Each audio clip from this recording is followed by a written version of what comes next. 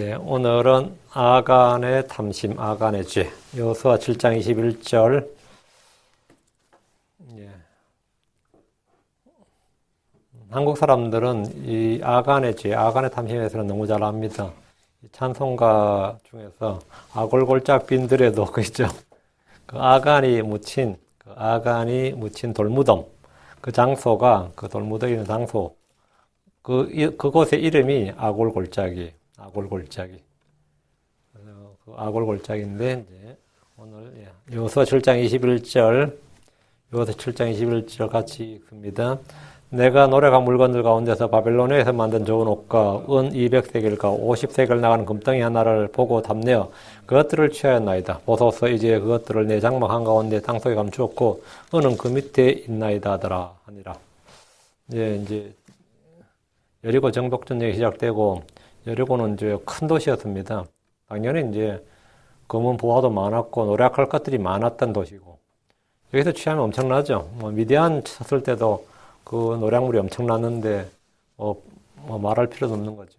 여기서 이제 아간이 사적으로 좀 쓱싹한 게 있었죠. 작물 취하듯이 노량물 중에 일부를 이제 취했던 이야기인데 오늘 아간의 탐심, 아간의 죄.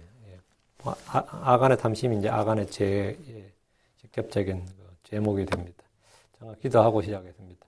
위대하시고 거룩한 주 하나님 감사합니다. 하나님께서 은혜 주셔서 오늘 주의 말씀을 선포하게 하시고 또 선포되는 모든 말씀마다 주의 은혜가 차고 넘치게 하시고 듣는 모든 혼들이 마음 가운데 은혜롭게 말씀을 받아들이고 또 믿음으로 말씀을 받아들여서 마음에 쌓아두고 간직하고 또 숨겨두고 이 말씀을 잘 사용할 수 있는 그런 은혜를 허락하여 주시기를 간구합니다. 아버지 하나님께서 이 시간 참으로 어느 때보다도 참 기쁘고 즐거움이 넘치고 주의 평강과 안식이 있고 참된 자유함이 있고 주의 말씀에 놀라움이 있는 그런 시간이 되도록 해주시고 모든 혼들이 참 주의 말씀으로 기쁨을 누리게 해주십시오. 감사드리며 주의 성기도합니다.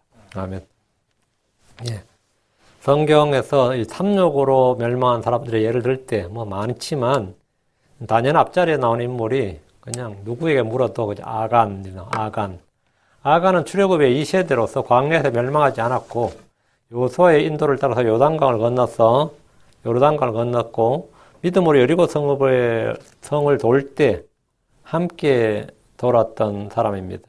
그는 이스라엘의 유다 지파에 속한 세라의 정손이었고 삽디의 손자요 갈미의 아들로 나옵니다. 하지만 이 집안엔 아간이 마지막이었습니다. 선조는 있지만 후대가 없습니다. 이 아간 뒤에서 다 끝났어요.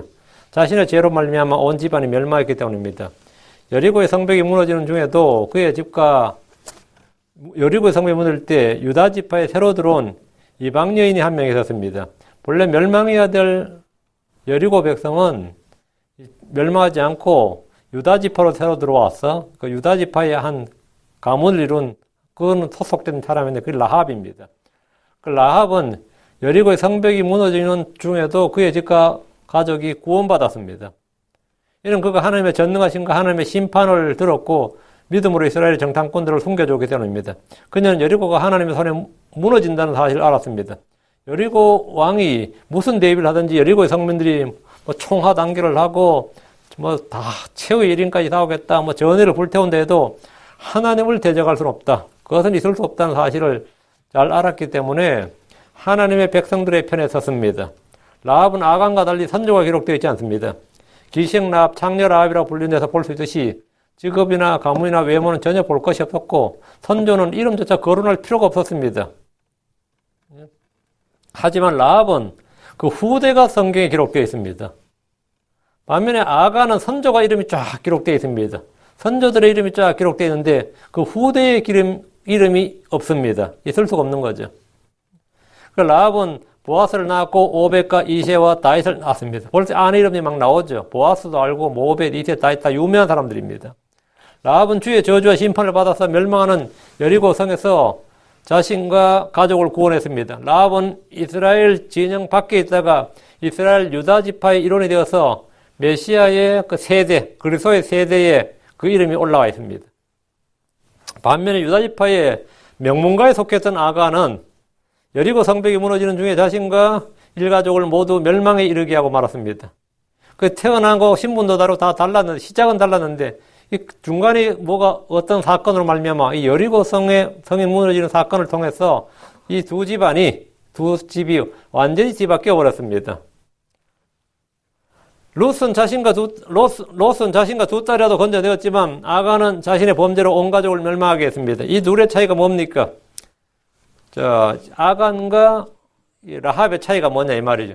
여자와 남자, 이방인과 유대인, 저주받은 도성의 시민과 택함받은 주의 백성과 같은 외적 차이가 눈에 뚜렷이 보이고, 가족을 구원한 사람과 가족을 멸망케 한 사람, 이 가장 뚜렷한 차이입니다. 한 사람은 자기 가족을 멸망케 했고 한 사람은 자기 가족을 구원했다 이거죠. 여리고 성벽에서 죄악을 직업으로 삼았던 라합과 그의 가족은 심판하시는 주님을 믿음으로 하나님의 저주와 정죄와 심판에서 구원을 받았습니다. 멸망의 장소에서 건짐을 받은 것은 그녀의 믿음 때문이었습니다. 반면 약속의 땅으로 들어가는 정복전쟁을 벌이는 아간은 무너진 여리고 성에 묻히진 않았지만 그 돌에 맞아 돌무덤이 쌓였으니 결국은 여리고 성의 주민들과 매 한 가지가 되고 말았습니다. 이로써 우리는 구원이 삶의 환경이나 장소나 직업이나 외모나 학력이나 경력이나 사회적 지위나 혈통이나 민족과 같은 이런 외적인 것에 좌우되지 않는 것임을 알 수 있습니다. 여리고를 멸할 때 여호수아는 이스라엘에게 이렇게 선포했습니다.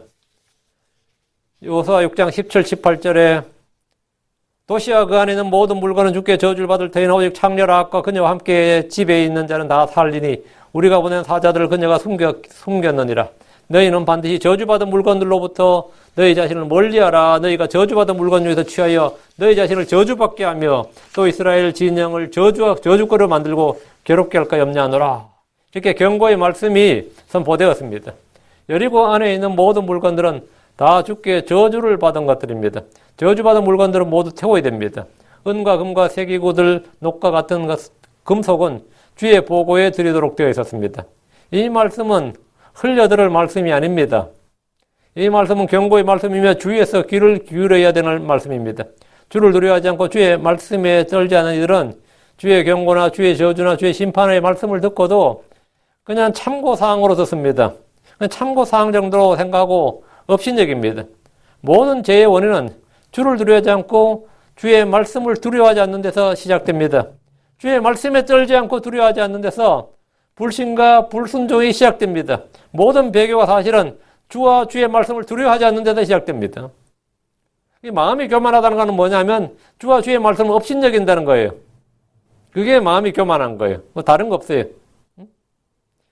교만, 타락, 배교, 불신, 정죄, 저주, 심판, 우리가 다양한 말 쓰지만 그 시작점이 뭐냐면 주와 주의 말씀을 두려워하지 않고 떨지 않는다 이거예요. 불신자가 아닌 성도들 가운데서도 주의 말씀을 거역하고 주의 말씀을 뒤로 내던지는 자들이 있습니다.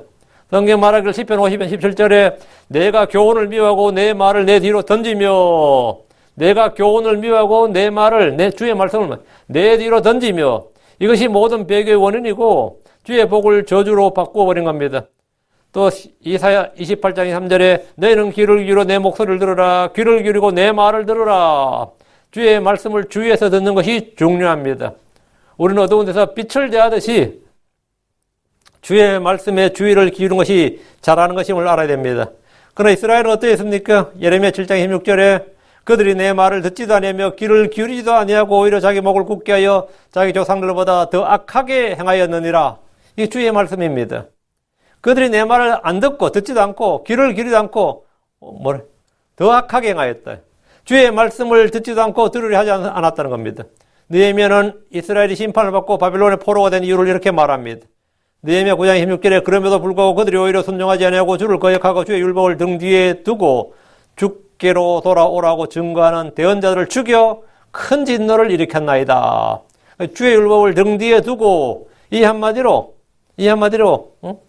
우리는 그 당시의 시대 상황을 알 수 있습니다. 이 한마디가 사실 모든 걸 다 함축적으로 말해주는 겁니다. 가나안 정복전쟁이란 역사적 순간에 여리고 성이 무너지는 그 하나님 말씀대로 무너진 걸 지금 본 거잖아요. 아간은 그걸 지금 경험하고 있는 현장에 있는 멀리서 수십 년 후에 수백 년 뒤에 조상들이 이야기로 흘러내려온 게 아니고 그 역사의 현장에 자기가 지금 동참자라고요. 얼마나 감격적이고 참 두렵고 떨리는 일이에요. 솔직히 자기 그냥 하나님 말씀대로 여리고 성벽을 돌아설 뿐인데 그 요새와 같은 성이 그냥 확 무너질 때 말이죠. 그런 그 감격적인 그 승리의 체험. 정말 영적 체험으로는 뭐 요르단 강 걷는 것도 놀라운 일이었고, 요르단 강물이 뭐 벽이 돼 선 것도 뭐 홍해 건너는 만큼 아니겠지만, 그 엄청난 참 체험이었고, 또 여리고 성벽이 무너진 것도 엄청난 체험이에요, 사실. 그냥 그 그 소리치고, 돌고 소리치고, 제사장 나팔 불고 이 정도 했는데, 성벽이 그냥 말씀대로 무너진 거 아니에요. 그것도 팍 무너진 거죠. 요즘처럼 폭파 기술 뭐 한 것처럼 말이죠. 그런 체험을 하는 그런 그 은혜로운 은혜 현장, 그 놀라운 체험 현장에 있으면서 이 주의 말씀을 어길 성도들이 있을까? 그런 생각 안 들어요? 우리가 이 킹제임스 성경 우리 목사들 만나면, 야, 킹제임스 성경이 하나님의 말씀이다. 이렇게 우리가 믿는데, 그 1.1핵도 오류가 없다 이런 걸 믿는데, 뭐 이런 거 안 믿을 사람도 있을까 싶어도 시간 좀 지나보면은 다 안 믿는 사람 많아요. 안 믿는 사람 많아요. 그 중에는 그 역사의 현장에 동참하는 그 하나님의 권능의 역사가 일어난 그 처음의 현장에서 이 주의 말씀을 흘려듣고 뒤로 던진 이가 있었습니다. 그가 바로 아간이었습니다. 아간은 여리고의 모든 물건을 불태우는 중에 몇 개의 물건을 슬쩍 빼돌렸습니다. 그 물건이 주께 저주받은 물건이라는 사실을 들었고 알았지만 듣고 알았어요. 믿었을까 안 믿을까? 그건 잘 모르겠죠. 하여튼 분명히 들었고 알았어요. 그러니까 믿는다고 말을 해도 그는 믿지 않는 자인 것처럼 행동했습니다. 모든 크리스천들이 그렇습니다. 하나님의 말씀을 듣고 알고 믿는다고 하는데 행동은 자신은 듣지 못한 것처럼 알지 못하는 것처럼 믿지 않는 것처럼 행동합니다. 이게 그 믿는 거야 안 믿는 거예요. 요사 6장 18절에 너희는 반드시 저주받은 물건으로부터 너희 자신을 멀리하라. 너희가 저주받은 물건 중에서 취하여 너희 자신을 저주받게 하며 또 이스라엘의 진영을 저주거리로 만들고 괴롭게 할까 염려하노라. 분명히 이 경고의 음성을 아간은 들었습니다. 그리고 이 말씀을 몰랐느냐 알았습니다. 믿었느냐? 믿었는지 모르겠는데 어쨌든 행동은 자신을 믿지 않노라. 믿지 않는 것처럼 행동했습니다. 이 요수아의 말을 주의 말씀을 엄포용 메시지나 공갈 정도로 여겼습니다. 뭐 은밀하게 숨기면 알 사람이 누가 있느냐? 설마 그렇다고 저주를 받겠느냐? 응? 설마 진짜 저주를 무슨 저주를 받겠어? 그 사람은 못 가져가게 하려고 했겠지. 뭐 이 정도였단 말이죠. 그 선포되는 주의 말씀에 아간은 전혀 두려움이 없었기 때문에 자기 생각대로 할 수 있었던 것입니다. 자기 생각하고 있는 그 탐심이 주의 말씀보다 자기 마음 속에서는 더 컸습니다. 더 우선순위였습니다. 나는 주의 말씀대로 따라 행하기보다는 내 육신의 정욕에 따라, 내 안목의 정욕에 따라, 내 욕심에 따라, 내 생각에 따라 행했다. 그래서 내가 하나님의 말씀보다 커요. 내가 하나님의 말씀보다 크다. 이거. 내 생각이, 내 의견이, 내 주장이, 내 감정이, 내 의지가 어쨌든 하나님의 말씀, 하나님의 생각, 하나님의 그 무엇보다 크다 하면 그게 바로 배교야. 그게 바로 반역이라고. 그게 바로 불신이라고. 그게 불순종이라고. 선포되는 주의 말씀이다. 두려움이 전혀 없다. 이 말이 뭐냐면 반역이에요, 사실은. 주님께서 말씀하셨다. 그 말씀 앞에서 내가 두려워 떨지 않는 거예요. 사울을 보십시오. 주님께서 남김없이 모두 아말렉을 진멸하라고 명령하셨음에도 불구하고 임의로 자기 눈에 보기 좋은 것들을 남겨뒀습니다. 주의 희생을 물러 쓰기 위해서는 아주 명분이 좋았어요. 좋은 명분을 내걸었습니다. 다윗은 바세바를 취했을 때 주께서 어찌하여 내가 주의 명령을 업신여기고 그의 눈앞에서 악을 행하였느냐. 주의 명령을 업신여기고 그게 가능한 것은 그냥 가능한 것이다. 이게 안 된단 말이죠. 그 육신의 정욕대로 이 가능을 했지. 근데 성경에서는 그걸 지금 묻는 게 아니라 내가 주의 명령을 업신여기고 이걸 지금 책망하고 있다고.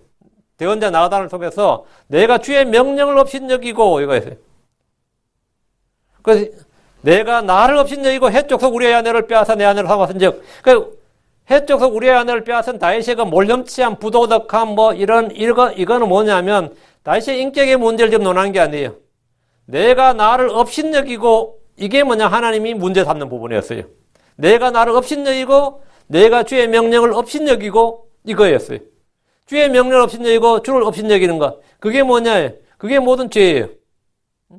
주님의 말씀을 업신여기는 것이 바로 주님을 업신여기는 것이었고 주님께서는 뭐 지금 간음이냐 살인이냐 교사살인이냐 뭐 지금 의도적 살인이냐 우발적 살인이냐 이런 지금 죄를 논하는 게 아닙니다. 그건 다 뒤의 문제고 지금 다윗의 핵심 문제는 뭐냐면 주의 말씀을 업신여기고 주를 업신여겼다는 거예요.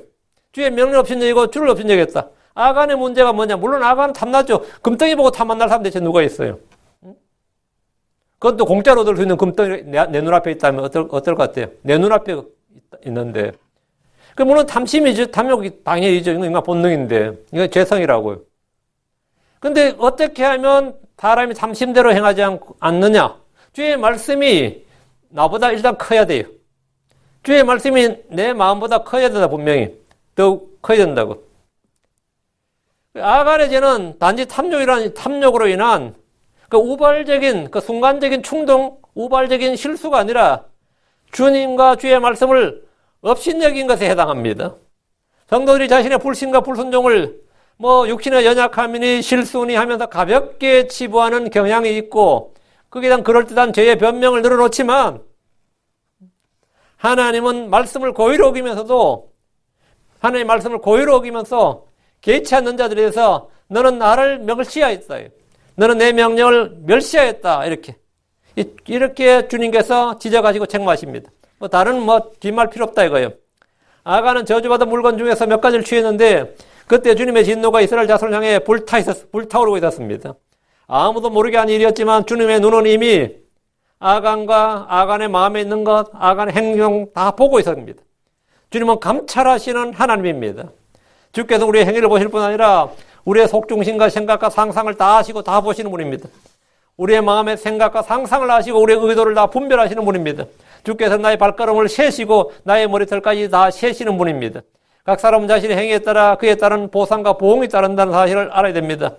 이사야 3장 10절에 너희는 의로운 자에게 일이 잘 되리라고 말하라. 그들이 자기 행위들의 열매를 먹으리라. 자기 행위들의 열매, 의로운 자들에게 자기들의 행위들의 열매를 먹으리라. 이게 보상입니다. 의로운 자는 자기들의 행위들의 열매를 먹습니다.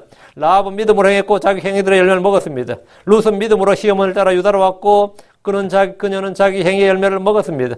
그럼 악한 자는 어떻게 됩니까? 마찬가지입니다. 하나님은 각 사람이 행위들의 열매를 그 사람에게 줍니다. 이건 틀림없는 사실입니다. 예레미야 17장 10절 나 주는 마음을 살피며 속중심을 시험하여 각 사람의 길들과 그 사람의 행위들의 열매대로 그 사람에게 주느니라. 나 주는 각 사람의 길들과 각 사람의 행위들의 열매대로 그 사람에게 주느니라. 주님이 주신다고요. 그 행위의 열매를 주신다고요. 악한 일, 육신의 일은 육신의 열매를 준다 이거예요. 죄에는 죄의 싹, 죄의 열매가 있다 이 말이죠. 하나님은 각 사람의 행위들의 열매대로 그 사람이 준다고 하셨습니다. 이 땅에서 그 열매를 받지 못하면 훗날 심판석에서 받게 됩니다. 예레미야 32장 19절에 주께서는 계략이 크시며 일에 능하시나니 주의 눈은 각 사람에게 그의 길들과 그의 행위들의 열매에 따라 주시기 위하여 사람들의 아들들의 모든 길 위에 열려있나이다. 주의 눈은 각 사람에게 그의 길들과 그의 행위들의 열매에 따라 주시기 위하여 사람의 아들들의 모든 길 위에 열려있나이다. 주님은 모든 사람의 행위를 다 감찰하고 계시다 이거예요. 그리고 그걸 다 기록하고 계십니다. 북왕국 이스라엘이 멸망한 것은 그들의 행위들의 열매를 거둔 것입니다. 사울왕이 망한 것이나 아합왕이 망한 것은 그들의 행위들의 열매를 먹은 것이었습니다. 남왕국 유다가 망한 것도 마찬가지입니다. 그들은 자기들의 행위들의 열매로 인해 황폐해졌습니다. 미가서 7장 13절에 그럼에도 불구하고 그 땅 그 안에 가는 자들과 그들의 행위들의 열매로 인하여 황폐하리로다. 우리는 이미 성경을 통해 생각의 열매, 입술의 열매, 행위의 열매에 대해 여러 번 듣고 배웠습니다. 출애굽 1세대를 보십시오. 그들은 주를 10번이나 시험했습니다. 그들은 주께 불평했고 주를 대적하고 모세와 아론을 대적했습니다. 그들은 탐욕에 빠졌습니다. 그러나 무엇보다 큰 것은 10명의 정탐꾼들의 보고를 듣고 약속의 땅을 포기한 것입니다. 그들은 모두 광야에서 사체가 되었습니다. 아간은 출애굽 2세대로서 광야에서 죽지 않았고 불신으로 인해 끊임없이 쓰러져가는 조상들을 보았습니다. 그들은 믿음으로 유월절을 지켰고 홍해를 건넜던 1세대 아버지들의 사체를 광야에 묻었습니다. 그들은 죄의 삭히 사망이라는 것을 몸으로 체험했고 불신의 결과 심판의 무서움을 생생하게 수십 년간 경험했습니다. 무려 38년 동안 경험했어요. 38년 동안. 아간은 아무것도 모르는 어린아이가 아닙니다. 아무것도 모르는 사람이 아니라 광야에서 이 모든 것을 다 보고 경험한 영적 체험이 많은 신자였습니다. 무슨 신자? 유대교 신자지. 영적 경험이 아주 많은 신자였어요. 아마 체험이 많은 신자였다고요. 체험이 많은 신자. 그런 아간이 주의 경고의 말씀에도 불구하고 저주받은 물건들 중에서 몇 가지를 취해서 숨겼습니다. 하나님의 군대의 한 사람이요, 정복자들로서 승리를 정치하는 군인들 중에 한 명이 아간입니다. 그런 아간이 남몰래 죄를 지었습니다. 그런 사람들의 눈을 피했지만 하나님의 눈을 피할 수가 없었습니다. 아간을 위해서 분노하시는 하나님에 대해서는 전혀 의식하지 않았고 자신뿐만 아니라 이스라엘 향해 불타오르고 있다는 사실조차도 전혀 알지 못했습니다. 세상에서는 감출 수 있는 것이 있을지 몰라도 주의 눈은 불꽃 같아서 아무것도 숨길 수 없습니다. 우리는 주의 눈앞에서 in the sight of God, 주의 눈앞에서 살고 있다는 분명한 의식을 가져야 됩니다. 모든 성도는 이런 인식을 가져야 됩니다. 죄는 아무리 숨겨도 숨겨지지 않는 것입니다. 민수기 32장 33절에 만일 너희가 그와 같이 하지 아니하면 보라 너희가 주께 범죄했으니 너희 죄가 너희를 찾아낼 줄을 분명히 알지니라. 너희 죄가 너희를 찾아낼 줄 분명히 알지니라. 그러니까 내가 아무리 숨겨도 소용없다 이거예요. 주께서 찾아내시고 그 죄가 스스로 튀어나온다 이거예요. 숨겨도 튀어나온다고요. 또 성경은 말합니다. 시편 11편 4절. 주는 자신의 거룩한 전에 계시며 주의 왕좌는 하늘에 있도다. 주의 눈은 사람들의 자녀들을 바라보시며 주의 눈꺼풀은 그들을 단련하시는도다. 주의 눈은 사람들의 자녀들을 바라보십니다. 욥기 24장 3절. 비록 그분께서 그가 안식하는 곳에서 그를 안전히 거하게 하실지라도 그분의 눈은 그들의 길들을 살피느니라. 그분의 눈은 그들의 길들을 살피느니라. 잠언 15장 3절. 주의 눈은 모든 곳에 있어서 악한 자와 선한 자를 살피느니라. 한 구절 더. 예레미야 32장 19절. 주께서는 계략이 크시며 일에 능하시나니 주의 눈은 각 사람에게 그의 길들과 그의 행위들의 열매에 따라 주시게 하여 사람들의 아들들의 모든 길에 열려 있나이다. 주의 눈은 모든 사람들의 길에 열려 있다. 이거예요. 모든 길에 열려 있다. 주의 눈이 어디에 있는지 안다면 우리는 숨는다든가 감춘다는 말은 아무 의미가 없습니다. 아간은 여리고를 치면서 저주받은 물건을 챙길 때 정말 한재산 마련했다고 생각했을지 모릅니다. 이제 잠시 후에 전쟁이 끝나면 유업의 상속을 다 받을 때 진짜 한재산 마련한 거죠. 하지만 그를 감찰하시는 하나님이 계시다는 사실에 그는 무지했습니다. 어리석은 자들은 하나님이 없다고 생각합니다. 이런 단지 하나님이 존재하지 않는다는 무신론이나 유물론을 말한 것이 아닙니다. 자신이 어떤 일을 계획하고 행할 때 거기에 하나님이 개입하지 않는다. 하나님이 보시지 않는다. 하나님이 계시지 않는다고 생각하는 것입니다. 그게 바로 하나님이 없다는도다. 아간은 이방인도 이교도도 아니었습니다. 아간은 불신자가 아니었습니다. 그는 언약의 백성이요 여리고를 치기 불과 며칠 전에 여호수아로부터 할례를 받았습니다.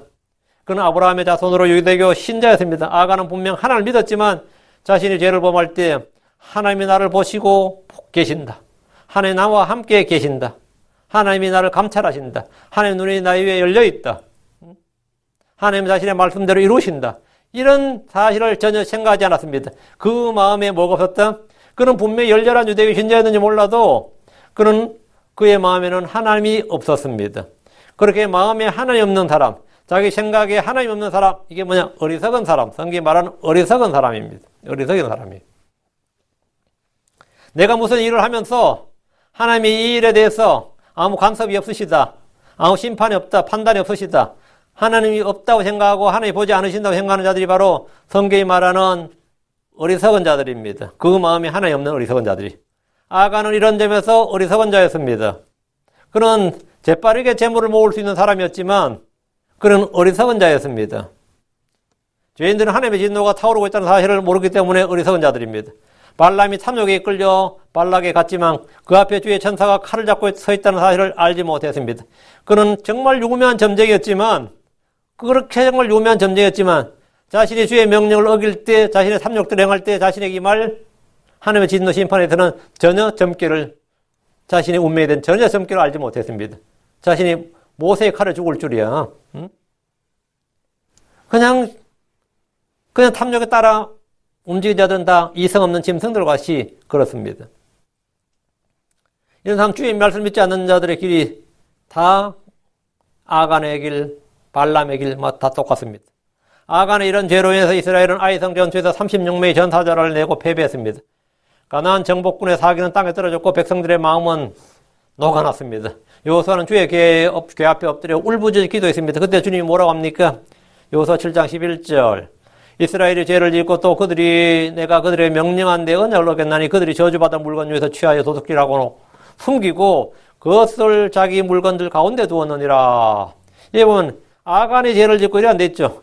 이스라엘이 죄를 짓고 이래 됐죠. 이스라엘이 죄를 짓고 그들이, 아간은 혼자인데 왜 그들이 이렇게, 이스라엘이 죄를 짓고 그들이 이랬어요. 그들이. 자, 주목하십시오. 주님은 아간이 죄를 짓고 이렇게 말씀하지 않으시고 이스라엘이 죄를 짓고 그들이 이렇게 말씀하십니다. 그들이 저주받은 물건이다. 여기 이스라엘 그들 분명히 아간이 죄를 지었는데 아간 혼자를 지적하지 않으시고 이스라엘 전체를 지적하고 계십니다. 이스라엘은 영적 공동체입니다. 이스라엘은 민족 공동체, 혈연 공동체뿐 아니라 영적 공동체예요.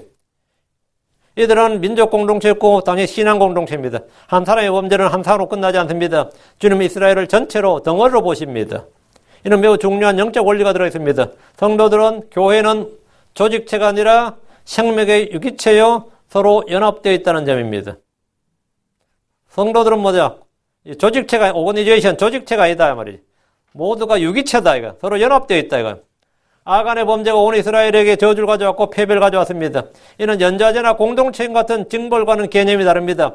공동체, 연합, 유기체 같은 이런 지체의식은 서로가 서로를 권면하고 바로잡아주고 도와주도록 하기 위함이지 한 사람의 잘못을 빌미로 모두를 벌주고 멸하는 것이 아닙니다. 우리 어릴 때는 이 군대 문화가 얼마나 학교까지 교실까지 해서 뭐 하면 전체 기합이에요. 전체 기합. 특히 체육선생들. 중고등학교 때는 누구 한 명 잘못해가 전체 기합 받는 거 많죠. 그럼 한 명이 어떻게 되는 거 지키는 거예요. 고문관 소리 듣고. 군대 가니까 똑같더라고요. 전체. 왜 자꾸 전체 기합죠? 그냥 지체의식, 공동체의식을 길러주기 위한 겁니다. 한 사람의 죄가 모두에게 미친다는 사실은 이스라엘 온 회중이 작은 형제 하나라도 없이 여기지 않고 공동 운명체라는 강력한 끈이 됩니다. 여호수아 20장 20절에 세라의 아들 아간이 저주받은 물건으로 범법하였으므로 이스라엘 온 회중에게 진노가 임하지 아니하였느냐. 그의 불법으로 말미암아 멸망한 자가 그 사람뿐만이 아니었느니라 하니라. 이게 이스라엘이 배운 교훈입니다. 이스라엘이 배운 교훈. 이게 경고였어요. 이것이 참된 지체의식입니다. 이스라엘은 이런 일을 통해서 죄의 심각성을 깨달을 뿐 아니라 범죄한 혼들은 회개와 속죄를 통해서 용서를 받든지 즉시 백성들 가운데서 끊어지든지 결단이 났습니다. 교회는 살아있는 영적 공동체고 영적 유기체고 한 몸입니다. 고린도전서 12장 26절에 한 지체가 고통을 받으면 모든 지체가 그것과 함께 고통을 받고 한 지체가 종기를 얻으면 모든 지체가 그것과 함께 기뻐하느니라. 한 사람 아간의 죄로 인해 온 이스라엘이 고통을 받았습니다. 한 지체가 고통을 받으면 모든 지체가 그것과 함께 고통을 받고 내가 손이 아프면 온몸이 아픈 거죠.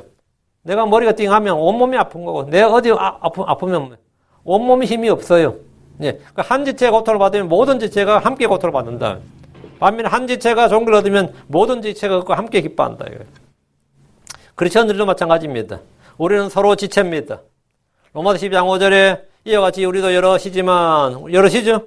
그리스도 안에서는 한 몸이요 각 사람이 서로 지체이니라. 각 사람은 서로 지체다. 에베소 4장 25절 그런즉 거짓말을 버리고 각 사람이 자기 이웃과 더불어 진리를 말하라. 우린 서로 뭐니라? 지체니라. 우린 서로 지체니라. 우리는 서로가 지체라는 주의 말씀을 항상 기억하고 믿어야 됩니다. 교회는 이 진리에서 형제 자매 관계가 성립됩니다. 하나님의 가족이란 하나님의 가족 이게 성립돼요. 성경 말하기를 고린도서 12장 27절에 이제 너희는 그리스도의 몸이요 개별적으로 지체니라. 에베소 5장 3절에도 우리는 그분의 몸과 그분의 살과 그분의 뼈들에 속한 지체들이니라. 우리는 지체들이다 이거예요. 저 사람과 내가 진짜 형제고 같은 이 하나님의 가족인지 아닌지 아는 방법은 간단합니다. 그 사람이 아플 때 내가 전혀 아프지 않으면 그 사람이 아플 때 전혀 내가 아프지 않으면 지체가 아닌 거예요. 그 사람이 기쁠 때 나도 같이 기쁘지 않으면 지체가 아니에요. 근데 그 사람이 아플 때 나는 기뻐. 그 사람이 기쁠 때 나는 오히려 아파. 그럼 뭐기에 대해 어떻게 된 거죠? 이건 진짜 마귀의 가족이죠. 성도들 각 개개인은 한 사람 개인만으로 그치는 것이 아닙니다. 한 사람의 죄는 온 교회에 영향을 미칩니다. 신약 성경에서 아간에 해당하는 이가 아나니아입니다. 아나니아는 바나바가 자신의 땅을 팔아서 사도들 앞에 두는 것을 보았습니다. 바나바는 교회 내에서 좋은 평판을 받았고 믿음과 성령이 충만한 사람이었고 사도들과 교제를 나누었습니다. 이것을 본 아나니아는 자신의 땅을 팔아서 얼마를 감추고 사도들 앞에 내놓았습니다. 명성은 얻고 싶고 땅을 다 팔 수는 없고 땅을 다 내놓을 수는 없고 그 일부를 내놓은 겁니다. 팔아서 일부를 내놨습니다. 그는 속이기 위해서 감추었는데 이때 감추었다는 단어가 바로 아간의 장막에서 저주받은 물건들을 감춘 것과 동일한 단어입니다. 성령께서 아나니아의 죄를 아간의 죄와 동일한 것으로 보셨습니다. 이는 교회의 순수성과 하나됨과 거룩함을 훼손하는 신성 모독이었습니다. 베드로는 아나니아가 성령을 속였다는 점을 분명히 했습니다.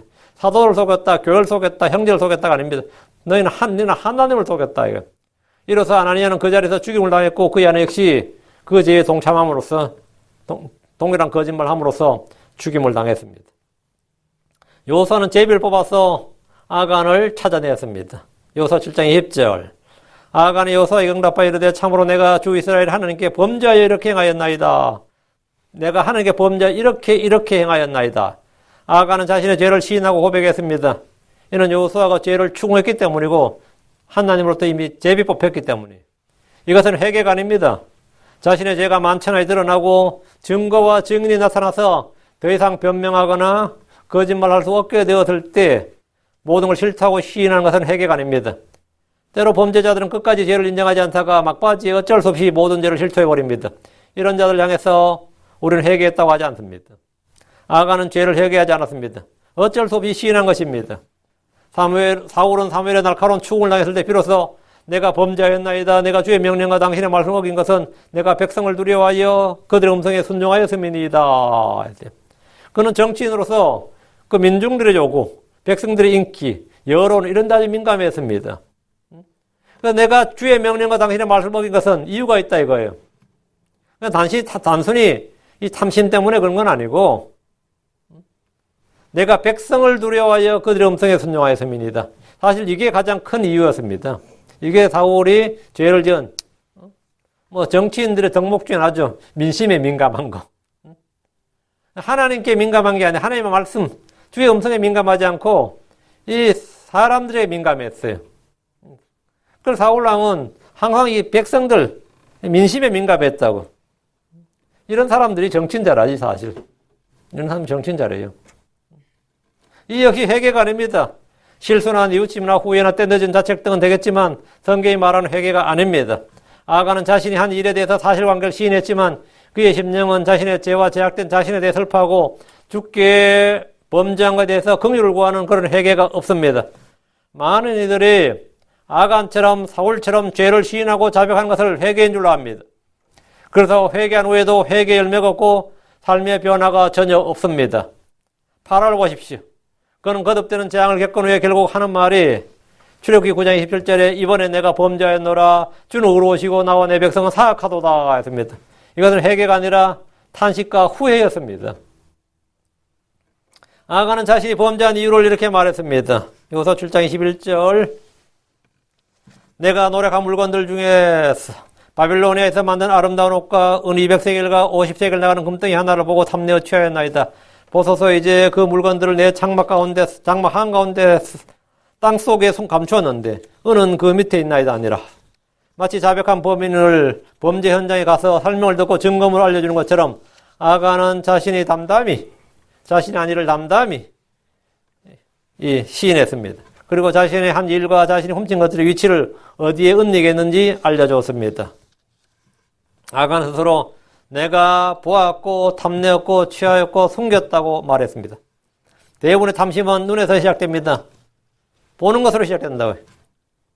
여자가 보이는 것과 음욕을 품고 보는 여자를 보는 것과 음욕을 품고 보는 것은 전혀 다릅니다. 보이는 것을 보기 위해 멈추거나 고개를 돌리거나 찾는 것이 바로 죄입니다. 이스라엘 사람들이 여리고의 물건들을 모두 불태우고 은과 금, 새와 동만 주의 보고에 드리려면 저주받은 물건들을 보지 않을 수 없습니다. 사람들은 다 봤습니다. 그러나 그것들이 눈에 들어오기 시작하고 그 가치와 가격과 아름다움을 보기 시작했다면 이미 탐욕에 이끌린 겁니다. 욥기 31장 1절에 내가 내 눈과 언약을 맺었거늘 어찌 전혀 생각하랴 했습니다. 다윗은 시편 119편 37절에 내 눈을 돌이켜 헛하는 것들을 보지 말게 하시며 주의 길에서 나를 살리소서 했습니다. 이것은 우리의 일상 기도여야 됩니다. 우리 주님은 단일한 눈을 가지도록 말씀하셨습니다. 우리 눈이 탐욕으로 단련되지 않아야 됩니다. 탐욕은 우상숭배입니다. 탐심은 주의 경고의 말씀을 무시하게 할 만큼 강력한 우상이고 능히 성도들의 혼을 마비시켜버립니다. 탐욕은 가장 강력한 죄의 속임수입니다. 성경 말하길 야고보서 1장 14, 15절에 오직 사람마다 자기 자신의 욕심에 이끌려 유혹을 받을 때 시험을 받나니 욕심이 잉태한 즉 죄를 낳고 죄가 완료된 즉 사망을 낳느니라. 현대는 자본주의 사회입니다. 자본주의 사회란 것은 뭡니까? 돈이 기본인 사회 이 말입니다. 돈이 근본인 사회. 이게 이제 다른 말로 물질주의 그럽니다. 머티리얼리즘. 그 머티리얼. 이게 좀 더 나간 게 뭐냐면 공산주의, 그 유물론입니다. 그 유물론은 정신이 아니라 물질이라요. 근데 사실 자본주의도 사실은 물질론이에요. 자본주의라는 뜻 자체가 머티리얼리즘입니다. 돈이 모든 가치를 결정하는 기준이 된 시대입니다. 그러다 보니까 누구나 돈을 사랑하고 돈을 더 벌려고 합니다. 이익을 경건으로 행하는 시대입니다. 돈을 사랑한 것이 모든 악의 뿌리입니다. 아간이 탐내었던 것과 오늘 성도들이 탐내는 것은 동일한 겁니다. 만족할 줄 아는 경건은 범사에 유익합니다. 죄의 결과가 무엇입니까? 첫째는 자신의 죽음이고 둘째는 이스라엘의 패배입니다. 그보다 더 중요한 것은 주님께서 그들과 더 이상 함께하지 않겠다는 말씀입니다. 아간은 가족들 자신의 모든 소유 훔친 물건들과 더불어 아골 골짜기로 끌려가 돌에 맞았고 모든 것이 다 불태워졌습니다. 아골 골짜기는 환난과 극심한 고난이라는 뜻으로 주의 진노와 심판의 장소입니다. 아간이 묻힌 이곳은 사실 우리가 묻혀야 할 장소입니다. 우리는 아간같이 보았고 탐내었고 취하고 숨기는 자들입니다. 이 땅은 저주받았습니다. 이 세상은 제약된 세상입니다. 그런데 우리는 이 세상에서 보고 좋은 것들을 탐하고 취합니다. 세상을 사랑하고 친구가 되고 동화되었습니다. 주님은 이스라엘 백성들에게 여리고 안에 있는 모든 물건이 저주받은 것이라고 표현하듯이 이 세상에 있는 어떤 것도 사랑하지 말라고 하셨습니다. 너희는 세상과 세상에 있는 것들을 사랑하지 말라. 세상의 정욕은 사라진다. 세상과 친구가 되지 말라. 이 세상과 세상에 있는 것도 사랑하지 말라. 이 세상은 사악한 가운데 놓여 있다고 하셨습니다. 우리는 죄의 결과로 주의 진노가 불타오르는 것을 쉽게 알 수 있습니다. 하지만 우리가 당해야 할 주의 진노, 주의 심판, 주의 정죄, 주의 저주, 이 모든 것을 우리 주 예수께서 친히 자신의 몸으로 담당하시고 십자가에 못 박혀 죽으셨고 피 흘리셨습니다.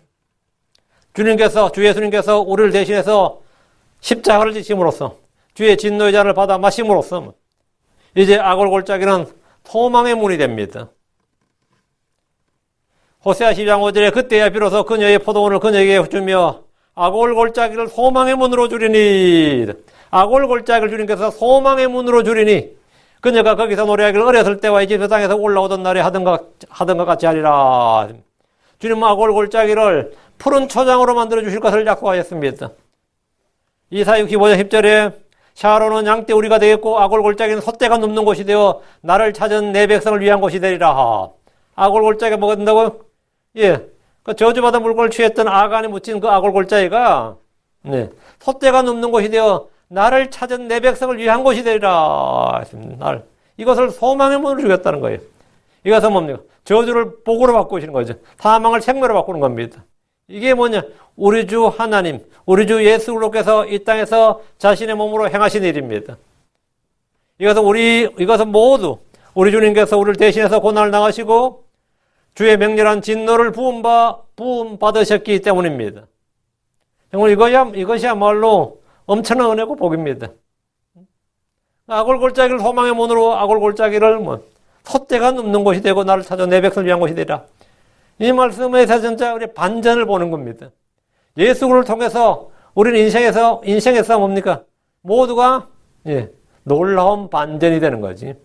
그게 반전이 없는 인생이면 처음부터 죄 가운데 태어나서 지옥에 가는 건 그건 순조로운 건 아무 반전이 없는 거예요. 그래서 죄 가운데 태어나서 죄와 불법 가운데 잉태해서 죄를 먹고 죄 가운데 살던 사람이 갑자기 그렇게 뭡니까? 의로운 사람이 되고 하늘 가는 것, 이것이야말로 정말 엄청난 반전이, 이거 어떤 드라마에서 영화에서 볼 수 없는 반전이지. 악인인 줄 알았더니 그 사람이 선인이었다. 이거보다 의인이었다 보다 더 놀라운 반전이다. 이게 크리스천들에게 일어난 놀라운 일이 이 악을 골짜기가 소망의 문이 되는 거예요. 갈보리 십자가에서 고난 당하신 주님을 믿고 찬양하고 세상에 선포합시다. 바로 이것이 바로 우리 주께서 행하신 일이다. 우리는 악안과 같은 자들인데 우리가 바로 뭡니까? 하나님의 아들들이 되었다 이거예요. 의로운 자가 되었다. 주의 말씀을 누려하고 떠는 종들이 되어서 구원받은 후의 삶이 우리는 더욱더 거룩해지도록 해야 됩니다. 우리는 바로 이 일을 위해서 육신 안에 이 땅에 지금 살고 있는 것입니다. 진짜 살고 있는 겁니다. 오늘은 우리가 아간을 통해서 아간의 탐심과 아간의 죄라는 이 주제를 통해서 우리 주님께서 우리를 위해서 행하신 일들을 좀 살펴보고 좀 이게 인식을 갖는 그런 시간이 되기를 바랍니다. 예, 마치겠습니다. 기도하고, 예.